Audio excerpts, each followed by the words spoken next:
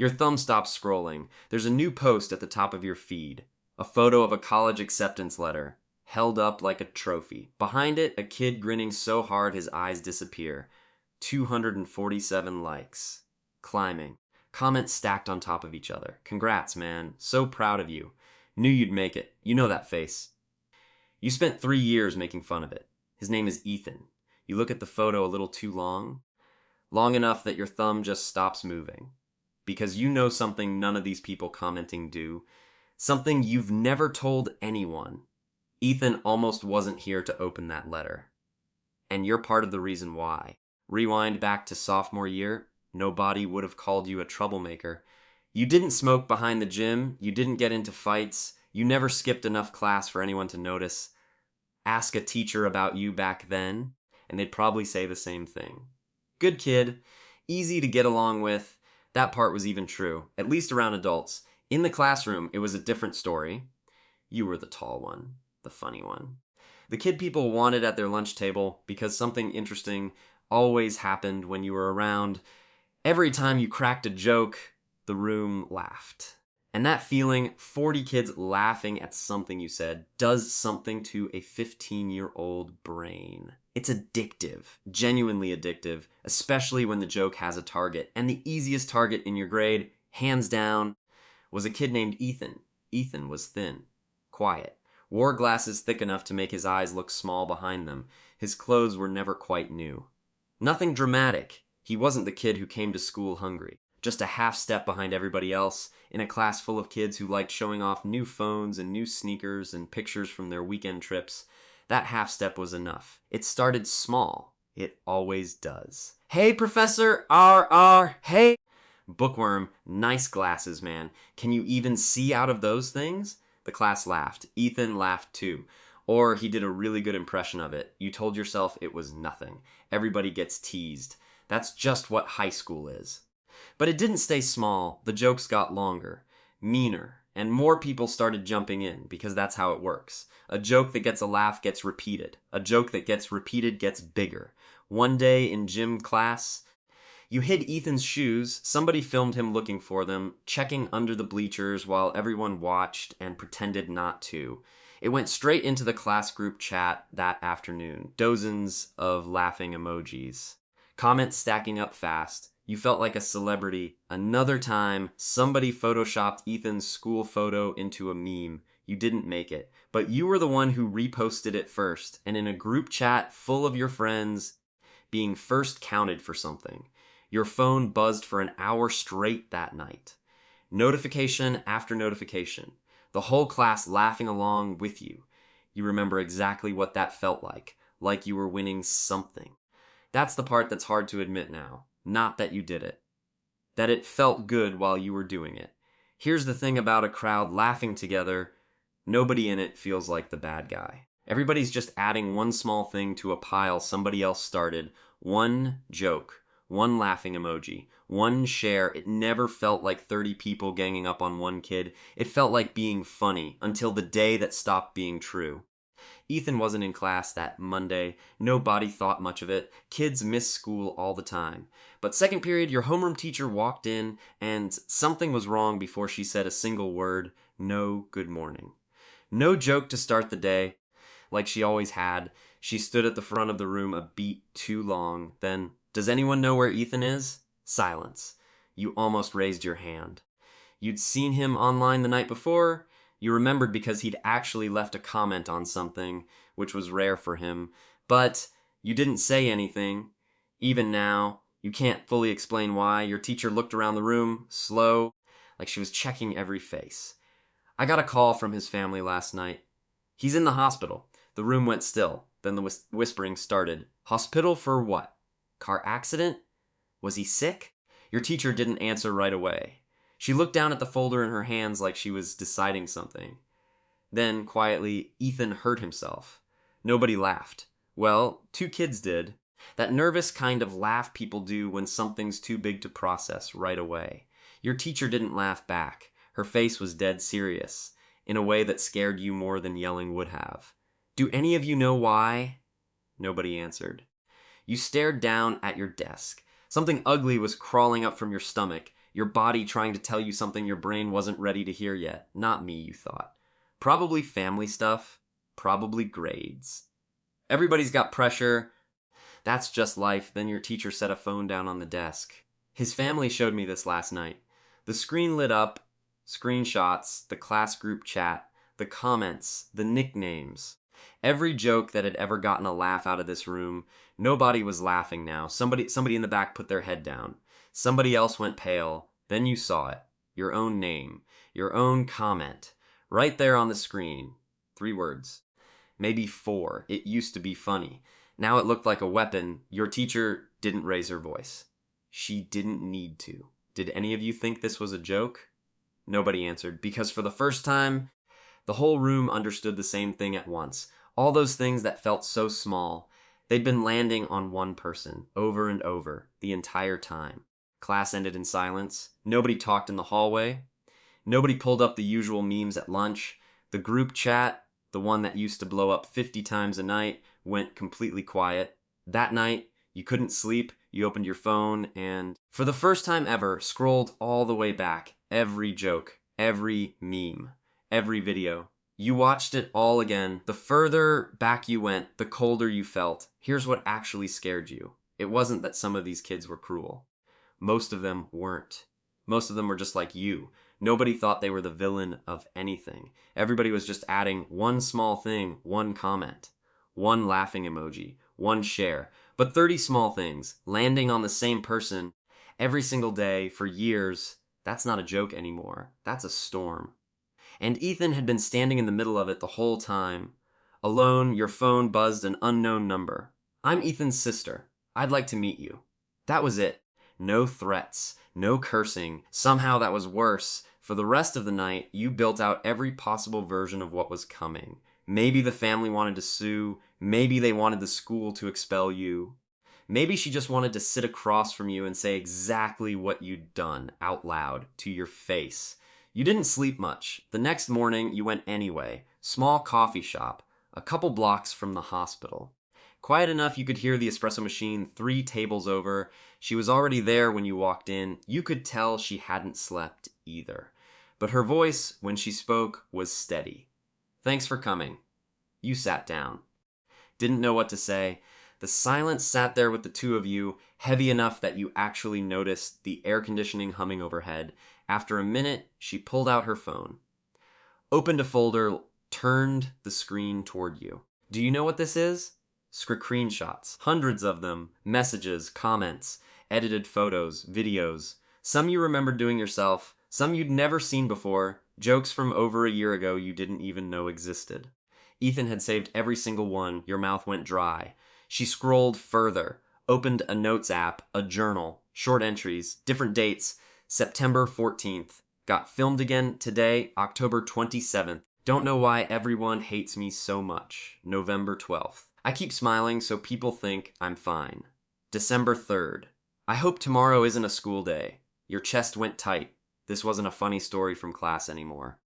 This was what somebody actually felt. Somebody you'd never once tried to understand. She kept scrolling.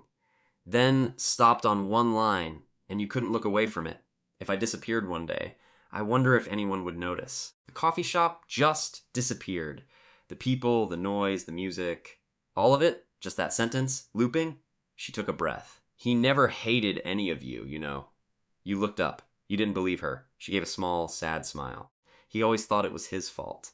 Thought if he were funnier, or talked better, or fit in more, you'd all like him. It hit you like a fist to the chest. This whole time, you'd told yourself Ethan was the problem. Too sensitive, too weird, too different. You never once considered that he was the one trying the hardest, just to be let in. You talked for almost 2 hours. When she finally stood up to leave, she said one more thing, something you'd still remember years later. You're not the only one who hurt him, but you're one of the people he always wanted to be friends with. You didn't even notice her walk out. You just sat there, the coffee gone cold in front of you. Something was sitting in your chest you'd never felt before. Not the fear of getting caught. Not the fear of being punished, just what you'd actually done, finally landing. That afternoon, you opened the class group chat. Your thumb hovered over the keyboard for a long time, Then you typed something you never thought you'd write. I'm sorry. That was just the start. Because in 3 days, Ethan was coming back to school.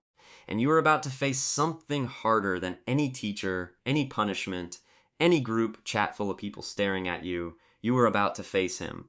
3 days later, Ethan walked back through the front doors. Word had already gone around every grade faster than any test answer ever had. Everybody knew. Everybody had something to say about it. But nobody was laughing anymore. Just an awkward, heavy kind of guilt that nobody wanted to say out loud. That morning, you got to class early, not to study. You hadn't slept, running the journal entries and his sister's words on a loop in your head.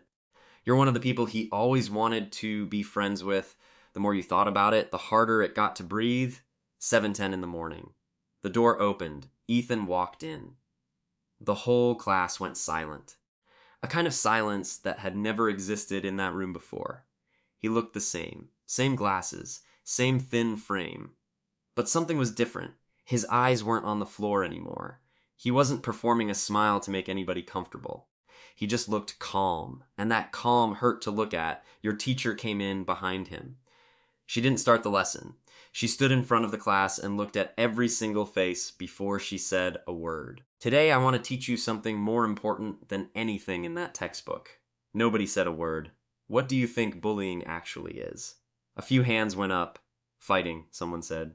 Name calling. Stealing lunch money, she nodded. Then asked the question that mattered. What about laughing at someone every single day? Nobody answered. What about leaving someone out on purpose? Silence. What about sharing a meme made out of somebody's face? Silence. What about standing there, watching it happen and doing nothing?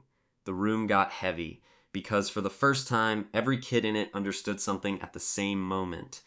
Bullying doesn't always start with a fist. Sometimes it starts with a laugh, a share, a comment that felt harmless at the time, and the scariest part, a lot of people can be involved in it and still walk away thinking they never did anything wrong. Class ended. Everyone filed out. You didn't. Your heart was pounding. Your hands had gone cold. You knew you had to do something. You just didn't know how to start. Ethan was packing up his bag. You stood and walked toward him. Every step feeling like it weighed twice what it should. You stopped in front of him. He looked up. For a second, neither of you said anything. You'd rehearsed a whole speech in your head the night before. Standing there, all of it disappeared. All that came out was 3 words. I'm sorry. Ethan looked at you. Didn't say anything back, so you kept going, voice shaking more than you wanted it to. I know sorry doesn't fix anything. I know I did some really messed up stuff. I'm not asking you to forgive me. I just needed you to hear it. The room was dead silent. You looked down at the floor. Not because you were scared of a teacher. Not because you were scared of your parents. Because you knew you'd done something wrong. And nobody had to tell you that anymore. After what felt like a full minute, Ethan finally spoke. Quiet, but clear. You want to know what actually hurt the most? You shook your head. He looked out the window. It wasn't the people who hated me. It was the people I thought were my friends. That line went through you like a blade. You had nothing. No comeback. No explanation. Because it was true. All the way true. Ethan took a breath. I don't know if I can forgive you yet, but I'll try. He slung his bag over his shoulder and walked out, leaving you standing there by yourself. And strangely, for the first time in days, you felt a little lighter. Not because anything was fixed, because you'd finally stood there and faced it. You thought that was the end of the story. It wasn't even close. Some wounds only take a few seconds to open, they take years to close. 10 years later, you're standing backstage in a high school auditorium, a microphone in your hand. A few hundred kids are out there waiting. Young faces. Loud, careless energy. The same energy you used to have before you understood what your words could actually do to somebody. The host finishes your introduction. Please welcome the founder of the Safe Schools Project. Applause. You walk out, smiling. But in your head, you're not on this stage at all. You're back in a 10th grade classroom. A skinny kid with thick glasses. A group of friends who thought they were just being funny. A version of yourself you never want to meet again. The talk runs almost an hour. Afterward, kids file out, and you're packing up your notes when you hear a voice behind you. Hey, something about it stops you cold. You turn around, and you almost forget how to stand up straight. It's Ethan. 10 years. 10 years since you sat in the same classroom. He looks different now, more sure of himself. The kind of calm that isn't performed anymore, it's just his. Neither of you says anything for a second, then you both start laughing. The kind of laugh that only happens between people who've walked a long road to get back to each other. You end up at a coffee shop across the street talking about everything.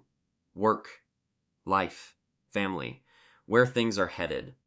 You learn he's a school psychologist now. His whole job is sitting with kids who are struggling, making sure none of them feel like they're the only one going through it. Something catches in your throat when he tells you that.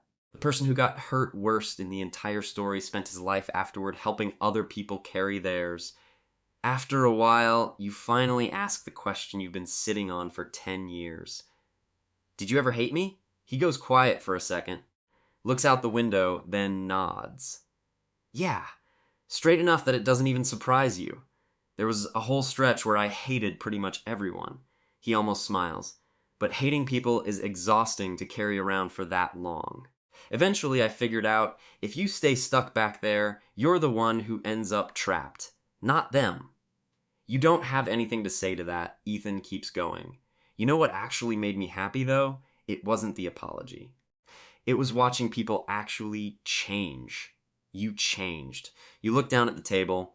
For a second, you're right back in that coffee shop with his sister. The first text you ever sent him. The guilt that felt like it would never lift. If he hadn't come back that day, if it had gone any further than it did, you don't finish that thought. You never do. The sun's starting to go down outside, throwing gold light across the sidewalk. Ethan checks his watch. I gotta head out. You shake hands. Just a normal handshake. Except 10 years ago, you'd have bet everything you owned that this moment would never exist. Before he walks off, he turns back one more time. Says the line you'd end up repeating in every talk you gave after that day. Sometimes it takes 3 seconds to say something. The person on the other end might carry it for 3 years. Or 30. Then he's gone. Walking down the sidewalk, past the trees, until you can't see him anymore. You just stand there, watching the space where he used to be. You still tell this story sometimes, not to prove you've changed. You tell it because somewhere in a classroom that looks a lot like that one, there's probably another kid doing exactly what Ethan used to do. Laughing on cue, making sure nobody looks any closer. You never really know which kid it is. If this one got to you, drop a comment below. Were you the one it happened to? The one standing there, watching? Or were you like this guy and didn't realize what you were doing until it almost cost somebody everything? Somebody scrolling through the comments tonight might really need to read your answer.